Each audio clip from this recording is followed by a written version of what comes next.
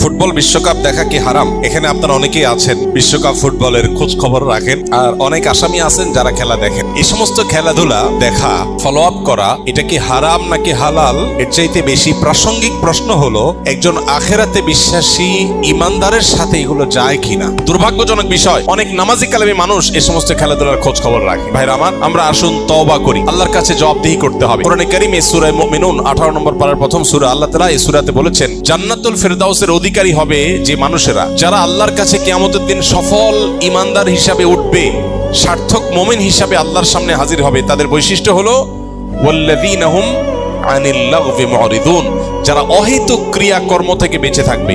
নবীজি সাল্লাল্লাহু আলাইহি সাল্লাম বলেছেন, মিন হুসনি ইসলামিল মারই তারকুহু মা লা ইয়ানি, একজন মানুষের ইসলাম সুন্দর হবে যখন সে অহেতুক অনর্থক কাজ পরিহার করবে।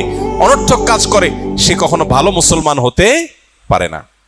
এই জন্য ভাই, খেলাধুলা যেটা আমার পার্থিব কোনো উপকার বয়ে আনছে না, আখেরাতের কোনো উপকার তো নাই, এরকম একটা অহেতুক কাজের পেছনে শত সহস্র হাজার হাজার ঘন্টা বরবাদ করা, এই উন্মাদনার পেছনে লক্ষ লক্ষ কর্মঘণ্টা ধ্বংস করা, আমাদের শিক্ষা, আমাদের কর্ম, আমাদের অর্থনীতি, আমাদের সব কিছুর জন্য যেটা ধ্বংসাত্মক, যেটার আপাত দৃষ্টিতে কোনো উপকারিতা নেই বললে চলে, এরকম একটা উন্মাদনার পেছনে একটা জাতির বড় অংশ ঝাঁপিয়ে পড়বে, এর চেয়ে দুর্ভাগ্যজনক বিষয় আর কিছুই নয়। এজন্য এটা থেকে ফেরাবার জন্য সেরকম সত্যিকারের দেশপ্রেমিক, সত্যিকারের উম্মাহ প্রেমিক, সত্যিকারের দেশের মানুষের কল্যাণ চায়, এরকম মানুষ আমাদের সমাজে খুব বেশি নেই।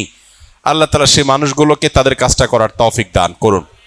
আমরা ইনশাআল্লাহ এই সমস্ত উন্মাদনা, এই সমস্ত পাগলামো, এগুলো থেকে বেঁচে থাকার চেষ্টা করব।